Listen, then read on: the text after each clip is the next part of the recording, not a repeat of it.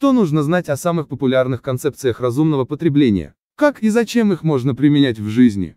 Представьте обычный поход в супермаркет. Вы подошли к кассе с полной корзиной и перекладываете покупки на ленту. Кассир пробивает штрих-коды товаров, вы расплачиваетесь. Осталось только разложить продукты по пакетам. Вот только их никто не предлагает, даже за деньги. Как бы вы на это отреагировали?